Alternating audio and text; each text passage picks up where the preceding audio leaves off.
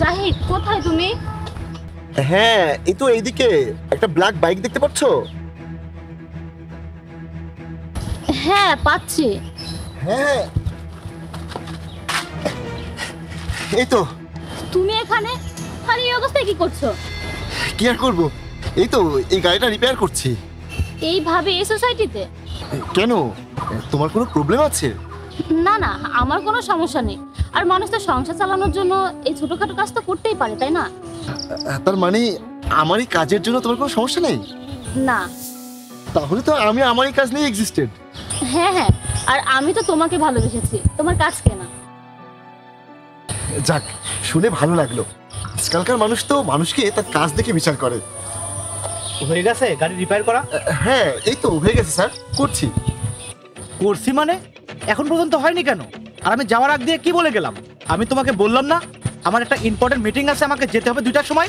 Sir, কাজ তো আর বেশি নেই, 10 মিনিটেই হয়ে যাবে। 10 মিনিটে হয়ে যাবে মানে? আমি সেই কখন থেকে দেখছি তুই এই মেয়েটার সঙ্গে কথা বলছিস। আর তোদেরকে কি এইসব গল্প করার জন্য ডাকা হয় নাকি? সরি স্যার, আমি এক্ষুনি ঠিক করে দিচ্ছি। তুমি এখানে 5 মিনিট অপেক্ষা করো, আমি গাড়িটা রিপেয়ার করে দিই। ঠিক আছে, কোনো সমস্যা নেই। তাড়াতাড়ি কর। Hello, I am Tuhin. Apu. আপনিও কি আপনার কার রিপেয়ার করার জন্য এখানে এসেছেন? না, অ্যাকচুয়ালি আমি আমার বয়ফ্রেন্ডের সাথে দেখা করতে এসেছি। বয়ফ্রেন্ড? কোথায় আপনার বয়ফ্রেন্ড? ওই যে আপনার বাইক রিপেয়ার করছে। কি এই সামান্য একজন মেকানিক আপনার বয়ফ্রেন্ড? হ্যাঁ তো। না বলে আর পারলাম না। আপনি এত সুন্দর একটা মডার্ন মেয়ে আর এই মেকানিকের চক্করে পড়ে আছেন। আপনি তো একটা রিচ বয়ফ্রেন্ড ডিজার্ভ করেন, যে আপনাকে শপিং করতে নিয়ে যাবে, দামি দামি রেস্টুরেন্টে নিয়ে যাবে। আমার এইসব জিনিসের প্রতি কোনো শখ নেই। শখ হবে কি করে? সে তো আপনাকে কখনোই ভালো লাইফ স্টাইল দিতে পারবে না। তুমি যদি আজকে ফ্রি থাকো তাহলে আমার সঙ্গে চলো, তোমাকে দেখাবো আসল লাইফ স্টাইল কাকে বলে। সরি, আমার কোনো প্রয়োজন নেই। গেলে কিন্তু তোমার জন্যই ভালো। তুমি কিন্তু খুব ভালো একটা সুযোগ মিস করছো। এখন কি আপনি আমাকে বলবেন যে কোনটা আমার জন্য ভালো আর কোনটা ভালো না? নিজে চরকায় তেল দেন, বুঝতে পেরেছেন? একবার ভেবে দেখো, এই গাড়ি আমার, আর আমার কাছে কিন্তু অনেক টাকা আছে, যেখানে বলবে সেখানে নিয়ে যেতে পারবো। বললাম না আমি এসবে একদম ইন্টারেস্টেড না। আর আপনি এসব টাকার ফুটানি আপনি অন্য জায়গায় মারেন। আর আপনি যদি জাহিদের কাস্টমার না হতেন না, তাহলে আমি আপনাকে অনেকগুলো কথা শুনিয়ে দিতাম। বাহ ভাই, মানতে হবে তোর কপাল ভালো, তুই ভালো একটা পার্টনার পেয়েছিস। আজকালকার যুগে এমন একটা মেয়ে পাওয়া সত্যি ভাগ্যের ব্যাপার। মানতেই হবে তুই একটা ভালো মেয়ে পেয়েছিস। Thank you. 1 মিনিট, আমি তো কিছুই বুঝতে পারছি না কি হচ্ছে এখানে। আমি বলছি শোনো, এটা আমার বন্ধু তুহিন।